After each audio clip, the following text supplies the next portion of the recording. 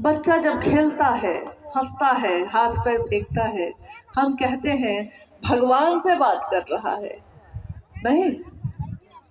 और बड़ा होता है, जीवन चलता है उसका, एक दिन इस शरीर की मौत भी होती है।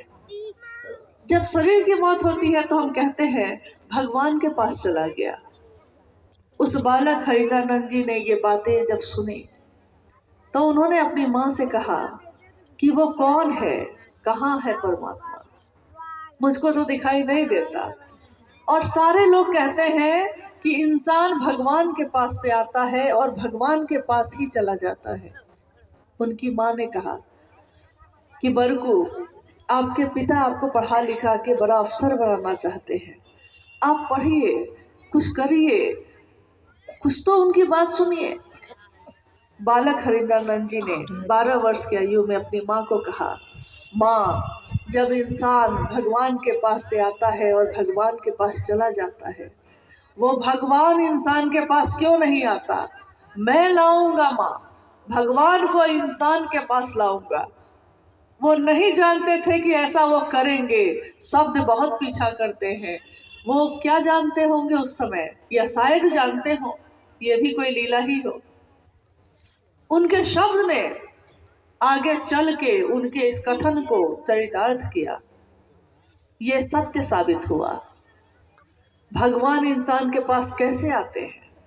भगवान तो इंसान के पास है ही, लेकिन इंसान उसकी खोज में पूरी दुनिया में ढूंढता है, सारे जगहों पे जाता है, हर जगह जाके माथा टेकता है, लेकिन अंदर जो है उसको देखता ही नहीं। हम दूसरों को देखते देखते अपनी यात्रा भूल जाते हैं। हमारी भी कोई यात्रा है।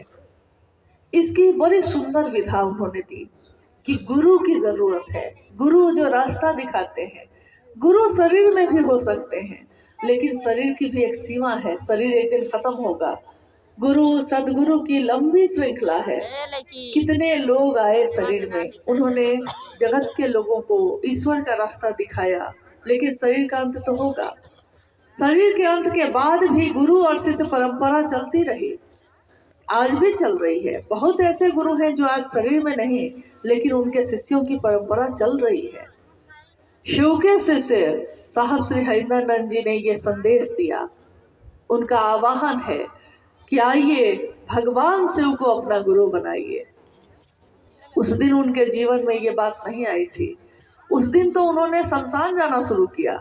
मैं चमत्कार सीखूंगा, मैं खोजूंगा, और इसलिए उन्होंने चुपचाप अपने घर से आधी रात में निकल जाते और ऐसे लोगों का संसर्ग लिया जो अघोरी थे, साधु थे, ऋषि थे, महात्मा थे। अलग अलग लोगों को अपना गुरु बनाया, इस चाह में कि कहीं तो जाके मेरे मन को चैन आएगा, कहीं तो जाके मेरा मन संतुष्ट होगा, तृप्त होगा। लेकिन कहीं तृप्ति नहीं मिली। प्यास और बढ़ती गई। गहरी प्यास लगी हो तो आप क्या करिएगा? प्यास बहुत गहरी है, करिएगा क्या? थोड़े से गुजारा नहीं हो रहा। और आगे का उनका जीवन 14 वर्षों तक इसी तरह चलता रहा। विभिन्न तरह के मंत्रों की साधना, उपासना, जप इसी में चलता रहा। उन्होंने सन 1961 से शमशान, पहली बार वो 1961 में शमशान गए थे, तब से शमशान जो जाना शुरू किया तो जाते ही रहे। सिलसिला रुका उस दिन जिस दिन सन 1974 में उन्होंने शिव को अपना गुरु बनाया।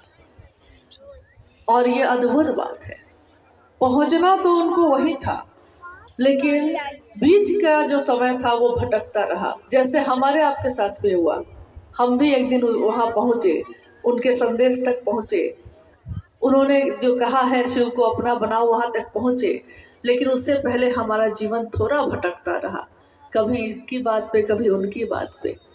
और एक दिन हमारे जीवन को ठौर मिला। हमारे पास तो कोई था कहने वाला, साहब हरिदानंद जी के पास तो कोई नहीं था ये कहने वाला, लेकिन उनके मन ने कहा।